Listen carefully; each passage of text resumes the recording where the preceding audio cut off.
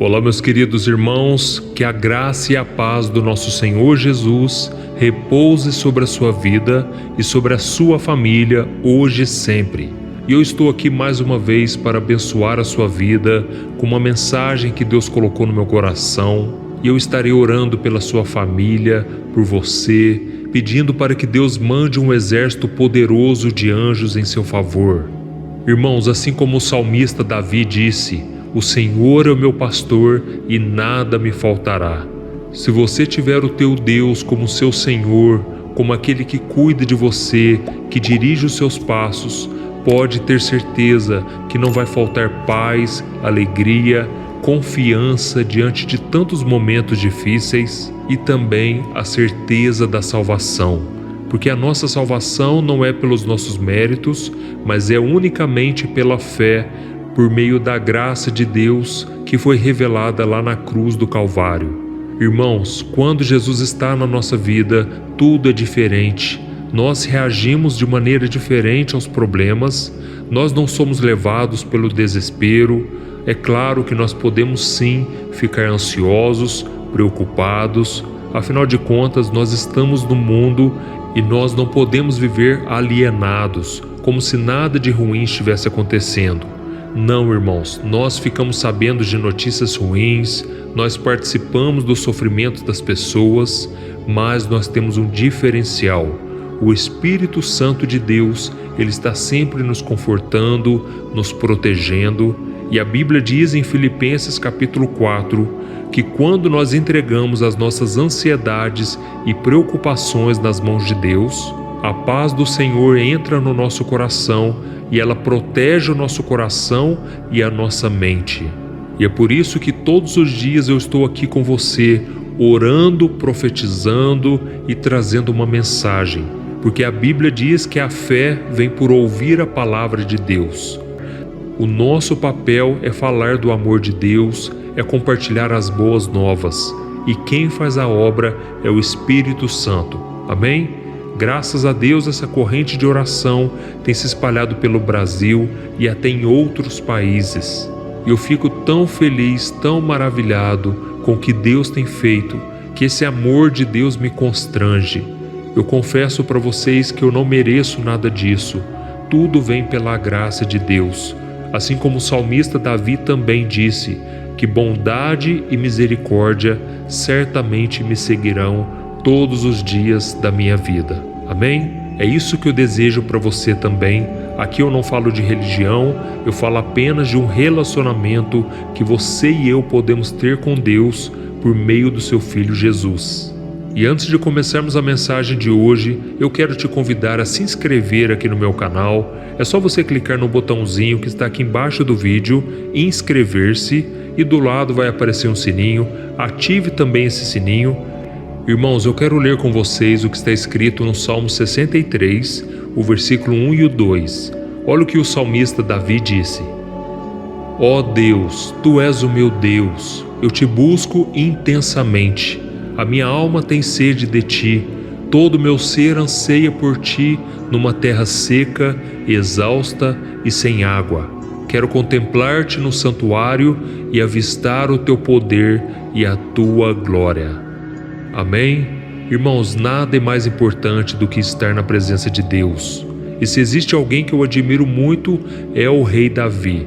Davi tinha uma sede tremenda pelas coisas do Senhor, tanto é que hoje nós nos espelhamos nele ao lermos os salmos, ao ver a sua adoração, a sua entrega diante do Senhor. Não é verdade?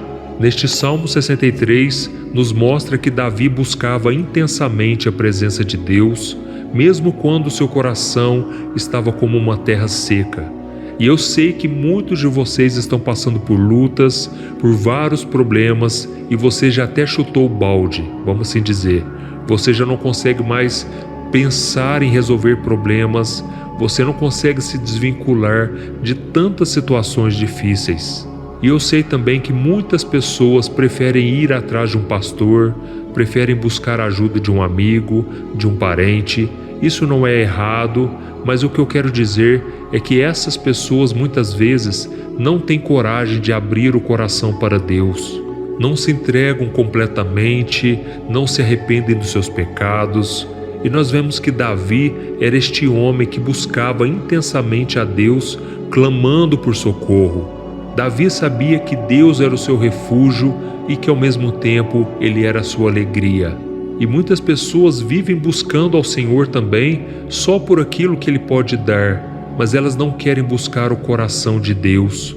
Irmãos, esse é o mais importante. Não adianta nada sermos prósperos, abençoados, se nós não tivermos o abençoador. E você sabia que você pode buscar aquilo que Deus tem para te oferecer e mesmo assim você não conhecer a Deus? Tem muitas pessoas nas igrejas que estão dessa maneira. Muitas pessoas que buscam as bênçãos, mas elas não têm intimidade com aquele que as criou, aquele que as ama de verdade. Irmãos, quando nós buscamos somente as mãos de Deus e não o seu coração, a nossa vida vai se tornando desgastante, a gente vai ficando ansioso e a gente vai se voltando para o pecado cada vez mais. Nós vemos um exemplo claro disso na vida daquele filho pródigo. Sabe aquela parábola do filho pródigo? Jesus contou que um dia aquele filho pediu a herança do pai. Ele queria aquilo que o pai poderia oferecer, que no caso era o dinheiro. E aquele pai amava o filho de todo o coração e por isso decidiu fazer a vontade dele. E nós sabemos exatamente o que aconteceu. Aquele filho se desviou, ele se deitou com prostitutas, ele gastou o seu dinheiro, ele foi correndo em sua direção, o abraçou, o beijou e nem deixou ele falar, porque o pai estava com os falsos amigos, até que ele fugiu completamente dos planos do seu pai. E foi então que veio uma forte seca naquele lugar e de repente ele estava ali cuidando de porcos e a Bíblia diz que ele desejava comer a comida dos porcos e foi então que ele se lembrou do amor do pai, do cuidado do pai. E quando ele voltou pensando que o pai o rejeitaria, ele veio com um discurso pronto para dizer ao seu pai: olha, eu não sou digno mais de ser chamado teu filho, me trate apenas como um dos seus empregados. E então Jesus disse que quando o pai avistou aquele filho com saudades, e então o pai não tratou ele como um funcionário, mas ele disse: hoje é um dia de festa, porque meu filho estava perdido e ele foi achado. E ele então restaurou a vida daquele filho. É claro que aquele dinheiro que foi gasto no mundo, nas baladas, nas festas, aquele dinheiro foi desperdiçado, mas o mais importante agora é que o coração do filho estava alinhado com o coração do seu pai. Oh, irmãos, eu creio que o Espírito Santo está falando muito forte aqui. Muitos de vocês estão perdendo a essência, estão perdendo a sua verdadeira identidade, porque estão desviados do propósito de Deus. Irmãos, eu não estou dizendo aqui que nós devemos ser perfeitos, porque ninguém consegue viver de maneira da maldade. Amém? Irmãos, por mais que vocês tenham errado hoje, por mais que você hoje pecou e você desagradou o coração do Pai, saiba que Ele não vai te abandonar por causa disso. Ele te ama e Ele já provou o seu amor ao enviar o seu próprio Filho Jesus para morrer na cruz e derramar o sangue dele em seu favor. Amém? O sangue de Jesus é um sangue puro, porque Jesus era justo, Jesus nunca pecou, mas ele pagou o preço em seu favor. Então não caia na cilada do diabo de que não existe mais solução para o perfeita. Mas eu quero te dizer que é possível caminhar com Deus de cabeça erguida, desde que nós nos arrependamos dos nossos pecados. A Bíblia diz em 1 João capítulo 1, versículo 9, que se nós confessarmos os nossos pecados ao Senhor, Ele é fiel e justo para nos perdoar e nos purificar de todo você. Deus jamais te abandonará. Amém? Irmãos, voltando a falar um pouco aqui de Davi. Davi era o rei de Israel. Ele tinha tudo o que ele queria na sua vida. Ele tinha o melhor dessa terra. E a Bíblia realmente nos promete o melhor dessa terra, se nós obedecermos a sua palavra. Mas nós não devemos entender que o melhor dessa terra são as coisas materiais, mas sim a própria presença de Deus na nossa vida. Porque do que adianta nós termos tudo e não termos Deus, não é verdade? A Bíblia diz que a bênção do Senhor é que enriquece, refere a bens materiais.